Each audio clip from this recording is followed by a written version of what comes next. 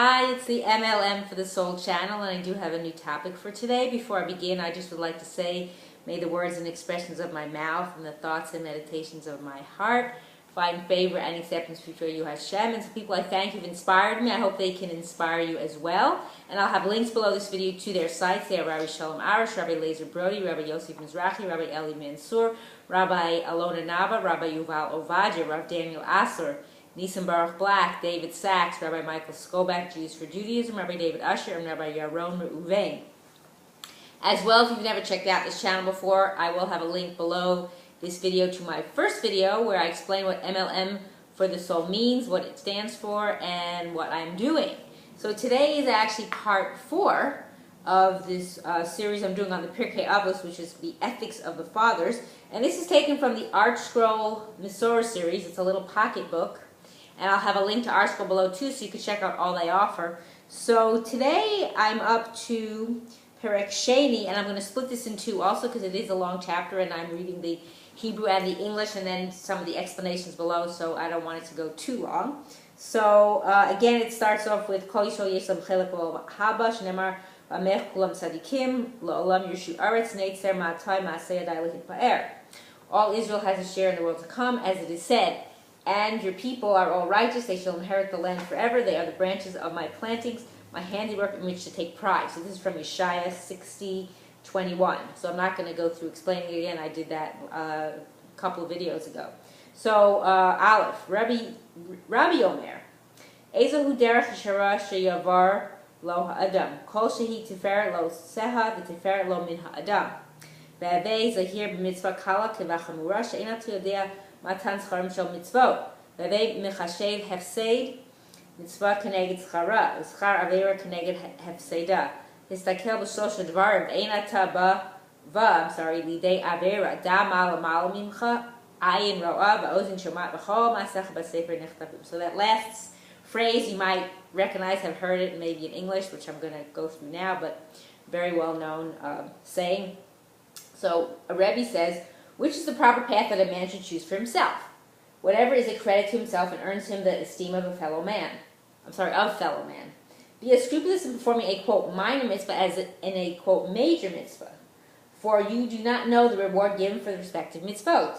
Calculate the cost of a mitzvah against its reward and the reward of a sin against its cost. Consider 3 things and you will not come into the grip of sin. So here's the 3 things. Know what is above you, a watchful eye, an attentive ear, and all your deeds are recorded in a book. So when it's talking about Rebbe, this refers to Rebbe Yehuda Hanassi, the prince, who is the redactor of the Mishnah, who is reverently referred to as Rebbe, teacher par excellence, and Rabbeinu HaKadosh, our holy teacher. So when he says, for you do not know the reward given, Hashem did not reveal the specific rewards for performance of the respective commandments, lest everyone strive to observe only that which will earn him a great reward. Right, so if you knew, like for this doing this mitzvah, you're going to get this much, and doing that mitzvah you can get a little, then you wouldn't. So we don't necessarily know. We could be doing a mitzvah that we think to us is just something, it's just like a little thing, but to Hashem it's huge. And to me, I think every mitzvah is important, so don't hold one less regard than the other. Then when he says calculate the cost, this is very interesting. He says, disregard the cost in time or money in fulfilling the mitzvah. So don't think of that as a barrier at all. Likewise, do not be misled by the pleasure profit of a sin, because what is that? That's short term. You get the pleasure and it's gone. Okay. Instead, calculate the eternal reward for a mitzvah against the temporary loss it may cause. So eternally, what you'll get, as opposed to, wow, I had to spend too much money or time. And the eternal cost of a sin against the temporary benefit of it may bring. So eternally, sinning is going to affect you for who knows how long, as opposed to the limited benefit you get at the time you do it. And then when he says about consider the 3 things, so here is consider 3 aspects of what is above you and you will avoid sin. The 3 aspects are man's deeds are observed, that's A. B, his words are heard, and C, he cannot escape the consequences of his behavior because everything he does and says is indelibly recorded. And from what I've heard, I don't know if it's Kabbalah or something, that every time your neshama leaves at night and it goes up to Shemayim, there's a book that's being recorded and you have to sign on the dotted line that yes, this happened today, and you have to do that when you go up to Shemayim too, when your neshama goes up. And it's interesting because like here I'm recording a video on my iPad, so it's just, all these things are just to show you that all these things are recording because Hashem is the one that's recording up there everything. So we have to be aware of that. Okay, so Bez, or Bet.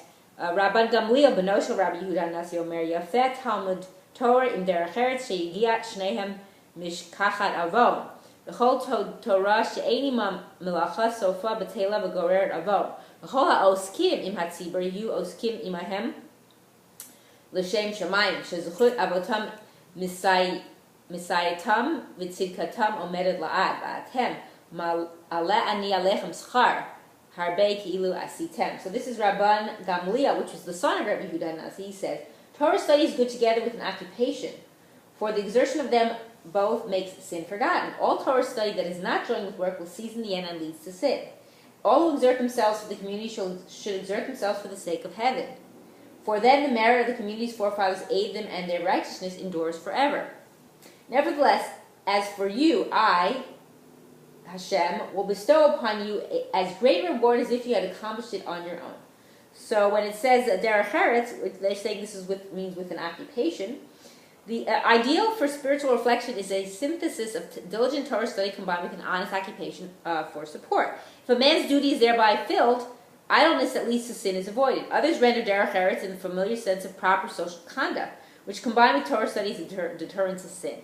Then when it says will cease in the end and leads to sin, so without a means for support, meaning if you don't have any kind of occupation, a scholar will not be able to continue studies, and the press of his needs may lead him to dishonesty. So if he doesn't have anything, he might do something that isn't right, unless of course he has someone supporting him.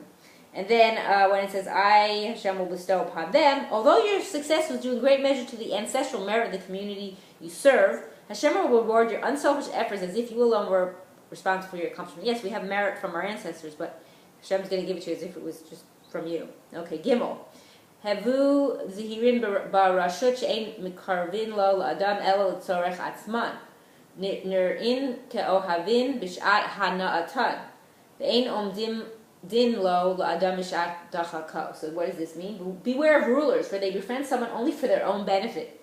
They act friendly when it benefits them, but they do not stand by someone in his time of need. Now, isn't that true? Look at any government. Doesn't matter where in the world. It's the truth, right? So when it says of the rulers, although servants of the community must often deal with the government, they should always be vigilant for the interests of rulers and those of the community. They should always be diligent, for the interests of the rulers and those of the community may not coincide, meaning they think differently. Like the community wants this, and the government, they're being paid by someone to do it a different way. Okay, Dalet. Hu haya omer, aseh ritzono k'ritzoncha, kidei sheya'aseh ritzoncha k'ritzono. V'ater ritzoncha mipnei ritzono, kidei shevater ritzon acherim mipnei ritzoncha. You may have heard this before, or maybe not in Hebrew and English. And I'm not sure if this is Rabban Gamliel saying, it doesn't say who, but this is a really well-known saying too from Pirkei Avot. He used to say, treat his will, his capital meaning Hashem, as if it were your own will, so that he will treat your will as if it were his will. This is really beautiful. So you make his will your own will, and then he will treat your will as if it was his. Nullify your will before his will, and when I'm using the his and the he, it's capital, so it's Hashem. So that he will nullify the will of others before your will. So when it says, treat his will as if it were your own will, it says, devote as much time and money to mitzvahs as to your own desires. In return, Hashem will help you beyond all expectations. Hey, Hillel Omer, al tifrosh min tzibur v'al tamin ba'atzmacha ad yom motcha, v'al tadin et chavercha ad shetegia l'mkomo, v'al tomar davar she'i afshar l'shmoa, shesofo l'hishamah, v'al tomar lecha she'efneh eshne shema lo tipaneh. This also has, from Hillel, some famous expressions here that you may have heard too.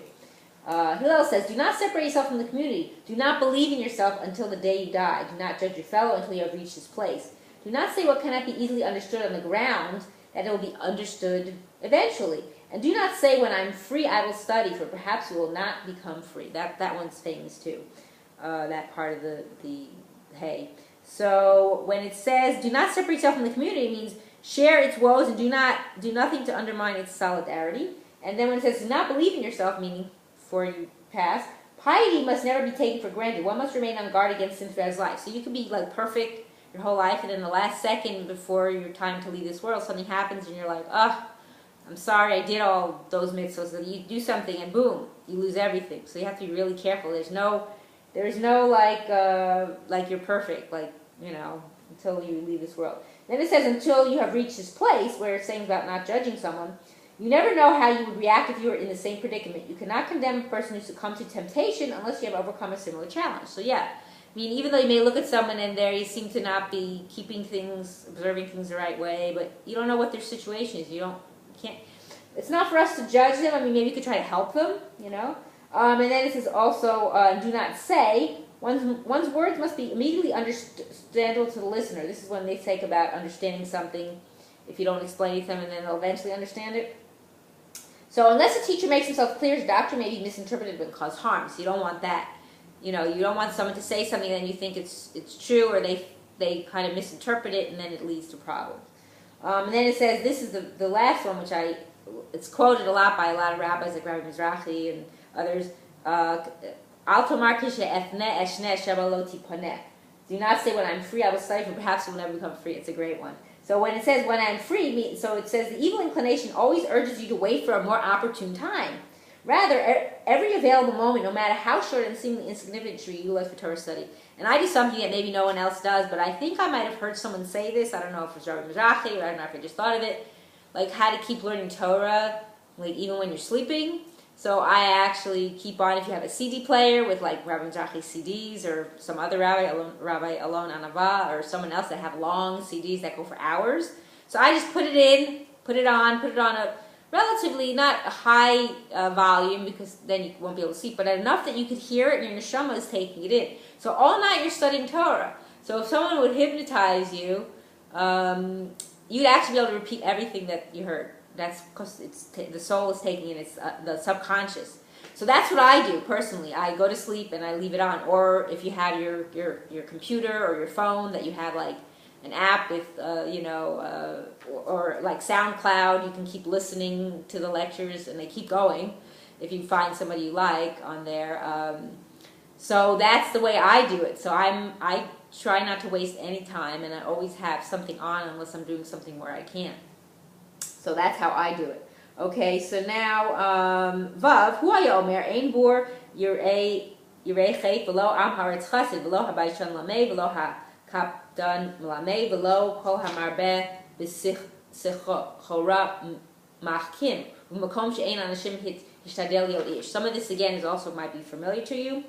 He used to say a bor cannot be fearful of sin, an unlearned person cannot be scrupulously pious, the bashful person cannot learn, and the quick, impatient person cannot teach. Anyone excessively occupied in business cannot become a scholar. And in a place where there are no leaders, strive to be a leader. So when it says bor, it means an uncultivated and uncivilized person has little regard for right and wrong. When it talks about am haaretz, an unlearned person, i.e. unlearned in Torah, the term chassid, scrupulously pious, refers to someone who goes further than the minimum requirement of the law. An unlearned person remains blind to the requirements of the law and so cannot be pious. So a pious person may be, says, oh, the halacha requires, like let's say a woman, requires only for you to go to your elbows. But I don't want to do that. I want to do up to my wrist or something like that. Like you don't go just to the bare minimum. You go further. So that's kind of what it means. Hakapdan, the quick, impatient person, because he will not tolerate questions, students will be afraid to seek clarification. So if you have a teacher like that, that's no teacher, because there's always going to be questions, and this person may be afraid to ask. They think it's a stupid question. You don't want to have teachers like that. And then when it says excessively occupied in business, though it is meritorious to combine intensive Torah study with an occupation, as it says in Mishnah 2 above, one who is excessively absorbed in business will relegate Torah to a subordinate position and never become wise. So you don't want to do that. Torah comes first. Everything else is secondary. And then when it says when there are no leaders, meaning no men, that you should strive to be one, when there's no one to accept communal and spiritual responsibility and provide leadership, we are bidden to rise to the occasion and fill the role. The implication, however, is that when there are competent, quote, men, we are to stand aside and devote ourselves to the study of Torah. It's according to Rashi. According to Rabbi Yonah, the leader, the quote, leader is someone to direct us upon the proper path of Hashem's service. In the absence of such a person, we must strive to improve ourselves. So yeah, if you don't have someone who's a leader, you strive to, do it on your own. Zayin, Afura golet achat shetzafa al pnei hamayim amar la al da'ateft at fuch v'sof mitayfayich yetufun. I think that's partially Aramaic. That's why I'm having a hard time saying it. There you go. He also saw a skull floating on the water. He said to it, I believe this is Hillel as well, because you drowned others, they drowned you, and those who drowned you will be drowned eventually.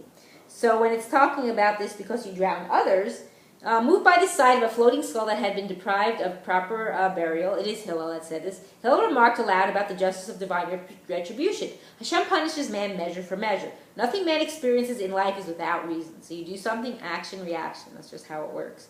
The commentators agree that Hillel meant his statement only in general terms, but he did not mean that every corpse was that of a murderer. Many victims have never committed such a crime, but Hillel's point is that there is always justice in Hashem's scheme. And then when he says that they will be drowned, meaning those who drowned you are also not guiltless, and therefore Hashem used them as his tool to perpetuate this illegal act. That's another famous expression.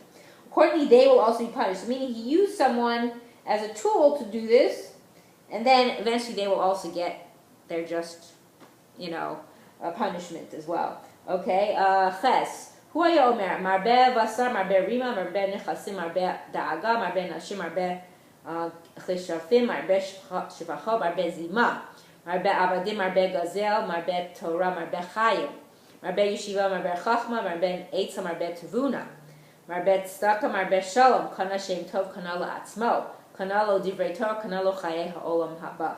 So he used to say too, he said, this is also Hillel, I believe, the more flesh, the more worms, the more possessions, the more worry, the more wives, the more witchcraft, the more maidservants, the more lewdness, the more manservants, the more thievery. However, the more Torah, the more life, the more study, the more wisdom, the more counsel, the more understanding, the more charity, the more peace. One who has gained a good reputation has gained it for his own benefit. One who has gained himself Torah knowledge has gained himself the life of the world to come. So when he says, so this dicta, as he says, in this Mishnah, denounces excess and overindulgence in life. Only extensive Torah study and piety bring beneficial results. So if you are obsessive, be obsessive about Torah, like I do. Like I go to sleep and leave it on and let it keep playing. That obsession is not considered a disorder, so to speak, like OCD. That's something. Be excessive in it. There's no end to it, so to speak. So while other things might seem desirable to many, they can have an adverse effect on those who pursue them. And then when it talks about worms, one's corpulent body becomes food for maggots in the grave, a denunciation of gluttony. So yeah, if you eat, and especially people who eat unhealthy and they get really heavy, think about it. You want to stay as light as possible, less suffering for the soul when it leaves, and you have to go through that. But you're all going to go through that. Then it says, when it talks about witchcraft, the condemnation of polygamy focuses upon the jealousy between rival wives. They may resort to anything, even witchcraft, to gain their husband's affection. That's why we don't have that really anymore, because, how do you deal with two wives? I don't know how people could deal with that. Like, one gets jealous of the other, who has more time with that one. It's just too much. Okay, Tes, Rabbi Yochanan ben Zakkai, Kibel Mihil Meshamayim, Hu Yomer, Im Lamadet Torah Harbe, Al Tachzik Tova La'atzmacha, Ki Lachach Notzarta. This is also a very famous saying by Rabbi Yochanan ben Zakkai. He received the tradition from Hillel and Shammai. He used to say, if you have studied much Torah, do not take credit for yourself, because that is what you were created to do. So when he says this, because that's what you're created to do, intelligence was given to you only for the purpose of acquiring knowledge. And you may not become arrogant for having utilized this knowledge, just any more than a bird might be for utilizing its wings to fly. This is from Mesil Sharm. So yeah, a bird is not going to say, well, yeah, I have these wings to fly, I'm using them. But yeah, that's what you're given. It's like you're given Torah to study it. So don't brag that, wow, don't take credit, because that was a part of our purpose. Okay, and then the last one for today, actually, maybe I'll stop here, because then it talks about the Talmidim of Rabbi Yochanan. So maybe I'll just continue that with the next one. The next one will be a little longer, so it'll keep it all together. So I'm going to stop here, and I just want to say in closing that I hope we can, start implementing some of what these things say about learning more Torah and doing what's right and following in Hashem's ways, and that we all merit to live and see the coming of Mashiach speedily in our days and the rebuilding of our final everlasting Beis HaMikdash. Amen. And thanks for watching.